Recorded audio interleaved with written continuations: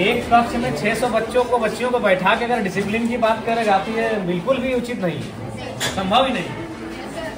Hardly इस कमरे के अकॉर्डिंग 190 से 120 बच्चे बैठ सकते हैं। 90 से 120 660 मतलब नामांकन है, 240 प्रेजेंट है। ये तो संभव ही नहीं कि कोई क्लास ले पाएंगे। ठीक है, आप निश्चिंत रहिए, हम लोग इस विषय में बहुत जल्द आगे बढ़ते हैं और आपकी जो असुविधा है उसके लिए खेद है, लेकिन हम लोग उस दिशा में आगे बढ़ेंगे, काम कर रहे हैं। ये कौन सा क्लास है? 11 है। फैकल्टी क्या है? आर्ट्स। अच्छा, पढ़ाई लिखाई ठीक से कर रहे हैं ना? देखिए, मन लगा के पढ़िएगा ना, क्योंकि हम लोग जो है मिडिल क्लास फैमिली से आते हैं। भले आपके प्रिंसिपल आपके साथ खड़े हैं, आपके एमएलए भी आपके साथ खड़े हैं, लेकिन हम लोग मिडिल क्लास फैमिली से आते हैं और हमारी पूंजी शिक्षा ही है। हमारे मम्मी पापा के पास उतने पैसे नहीं है कि अगर हम शिक्षा में अच्छा नहीं करेंगे तो हम कोई बढ़िया व्यापार को आगे बढ़ा सकते हैं, हम बड़े शहरों में जाके अपने आप को स्थापित कर सकते हैं। हमारी पूंजी ही हमारा एजुकेशन है। हम जितना बेहतर से यहाँ से निखर के जाएंगे उतना हम अपने आप को स्टेब्लिश करेंगे। तो इसलिए आप लोग किसी भी प्रकार का कोई कंप्रोमाइज नहीं कीजिएगा। हम जानते हैं कि हो सके आपको समस्या आएंगी, क्योंकि बहन लोग को थोड़ी आ सकती है, क्योंकि आज भी लोगों की मानसिकताएं वैसी हैं, लेकिन आप निश्चिंत रहिए, अब जमाना बदला है, जमाने के लोगों की सोच बदली है और हमें लगता है कि बेटा और बेटी को समान दृष्टिकोण से लोग देख रहे हैं। तो आपको भी कुछ अगर सुविधाएं आएंगे तो उससे आपको पार जाना है। और कभी शिकायत और समस्या को लेकर अपनी पढ़ाई से कंप्रोमाइज मत कीजिएगा, इस चीज से कंप्रोमाइज मत कीजिएगा। देखिए, हम दूसरा का उदाहरण नहीं देंगे, आपके बीच आपके एमएलए खड़े हैं और हम आपको बताना चाहेंगे, हम अभी भी स्टूडेंट हैं।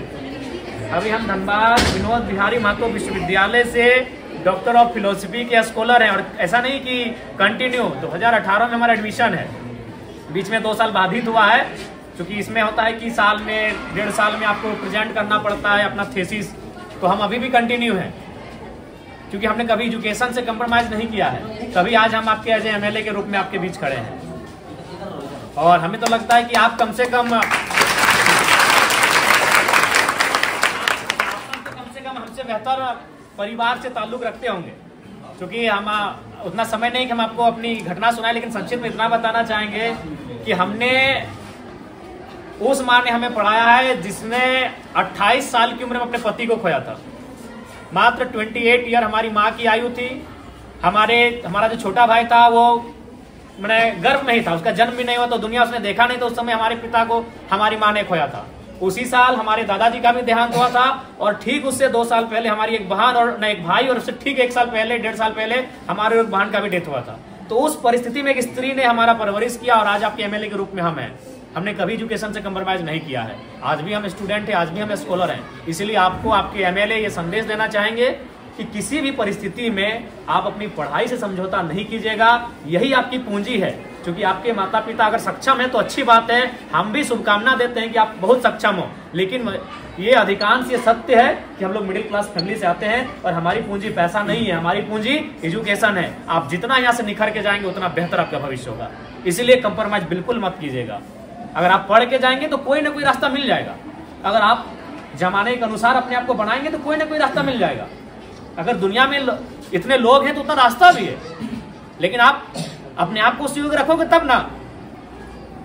इसलिए आपको हमारी शुभकामनाएं हैं, आप लोग बेहतर करें। और जो भी आपकी समस्या है उनको हम लोग जानने के लिए आपके बीच आए हैं। आपके तमाम शिक्षक प्रिंसिपल महोदय सब हमारे साथ हैं, हम लोग विजिट कर रहे हैं और जो भी समस्याएं छन कर आएगी उनको लेकर हम लोग काम करेंगे। ठीक है, तो हम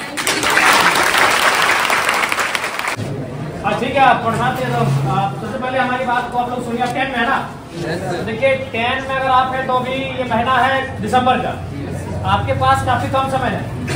इसलिए आपसे हम यही संदेश मेरा रहेगा कि आपको अभी यहाँ से पूरा अलर्ट रहना है। इसलिए बाबू साहब की देखिए, अभी जनवरी आएगा, आप कुछ दिन पिकनिक में चला जाएगा, फिर मकर संक्रांति आएगा, फिर सरस्वती पूजा आएगा। तो हमारे पास अगर देखा जाए तो काफी कम समय है और आप अभी उस मुकाम में है जहां अपने आप को बढ़ाएंगे। इसलिए यहाँ से आप एक भी दिन अब के बाद ढील मत कीजिएगा। और एक बात, आप जो अभी तक पढ़ाई हुआ है, जाहिर सी बात है सर लोग मेहनत किए, आप लोग पढ़े हैं, बहुत सारी चीजों को आप जाने हैं, उसको आप प्रैक्टिस कीजिएगा, रिवाइज कीजिएगा। जो चीजें अगर चूंकि अभी 10 में क्या है कि 10 के जो चूंकि इसके बाद जब आप कॉलेज जाएंगे तो वहाँ एक्सपीरियंस दिखेगा, लेकिन अभी आप ज्यादातर रट के याद करते हैं, कोई भी चीजें उसको रटते हैं, 4 बार 5 बार रटते हैं। तो उसके बाद भी अगर मान के चले आपसे भूल होता है तो उसको आप हाथ से प्रैक्टिस कीजिएगा, क्योंकि आप जितना पढ़ के रट के याद करोगे उससे ज्यादा आप हाथ से अगर लिखोगे ना 3 बार 4 बार तो उसको आप याद हो जाएगा। जो चीजें आपको लगता है कि नहीं इसको हम मेमोरी नहीं कर पा रहे हैं, याद नहीं कर पा रहे हैं, तो उसको आप कम से कम हाथ से प्रैक्टिस कीजिएगा, कई बार रफ लीजिएगा, उस रफ में 4 बार 5 बार लिखिएगा उस प्रश्न का उत्तर, तो आपको याद होने लगेगा। और एक बात सबसे महत्वपूर्ण याद रखिएगा, क्योंकि आप अभी अपने जीवन का सबसे महत्वपूर्ण उम्र में है, यही है ये जो एज होता है ना, ये इसको हम टीन एज कहते हैं। हमको अपने आप को बनाना भी यही है और बिगाड़ना भी यही है। अब ये डिपेंड आप पे करता है। देखिए आपके माता पिता तो इस उम्मीद से आपको भेज रहे हैं कि मेरा बेटा वहां जाएगा, गुरुजी के सानिध्य में बैठेंगे, पढ़ेंगे तो पढ़ के आएंगे, लेकिन अब आप यहाँ क्या व्यवहार करते हैं ये आप पे डिपेंड करता है। तो इसीलिए आप यहाँ 4 घंटा 5 घंटा 6 घंटा समय देते हैं, तो उस 6 घंटा का रिजल्ट आना चाहिए ना। मान लीजिए सपोज दैट अगर किसी भाई को अगर पढ़ने में मन नहीं लग रहा है, तो मान के चलो अगर 6 घंटा अगर सिर्फ वो ग्राउंड में दौड़ेगा तो इस राज्य के नंबर 1 धावक बनेगा कि नहीं। अगर वो पहाड़ में ही चढ़ेगा, अगर वो गीत ही 6 घंटा प्रैक्टिस करेगा तो एक बेहतरीन गीतकार बनेगा कि नहीं। तो हमारे कहने का मतलब है आप यहाँ 6 घंटा समय दे रहे हैं, और जहां आप समय दे रहे हैं वहां से अगर कुछ रिजल्ट नहीं हासिल करेंगे तो फिर गलत बात है कि नहीं। तो इसलिए आप यहाँ 6 घंटा समय दे रहे हैं, अपना 5 घंटा आप समय दे रहे हैं, तो इसलिए यहाँ से आपको परिणाम हासिल करके जाना है, यहाँ से आपको रिजल्ट लेके जाना है। इस बात को आपको ध्यान में रखना है, ठीक है। बाकी आपको जहां असुविधा होगी, आपके शिक्षक आपके प्रिंसिपल तो साथ में ही, आपके विधानसभा के आपके एमएलए हम भी आपके साथ हैं, जहां हमारी आपको जरूरत पड़ेगी आप हमें बेहिचक याद कीजिएगा, ठीक है। आज चूंकि समय का अभाव है, 1 घंटे हम आपको ले लेते हैं, लेकिन समय का अभाव है।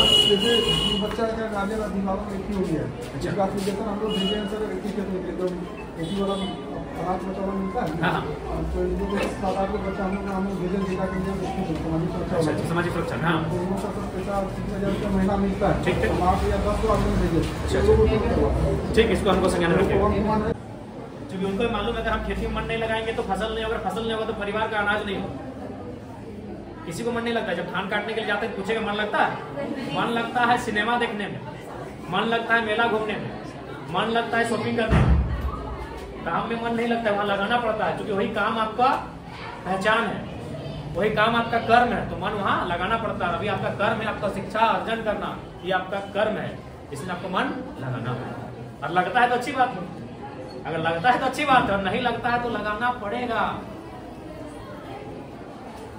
और बाकी आपकी समस्याओं से हम लोग अवगत हो रहे हैं, काफी समस्याएं हैं आपके विद्यालय में, और आपकी समस्याओं का निराकरण के लिए हम लोग हमेशा प्रयासरत रहेंगे।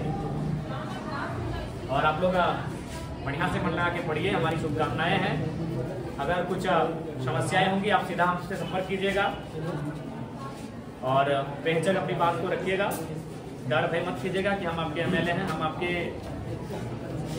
एक सहयोगी के रूप में आपको दिशा पथ प्रदर्शक के रूप में आए हैं। आप बेहिचक हमें याद कीजिएगा, ठीक है। और एकदम मन ध्यान लगा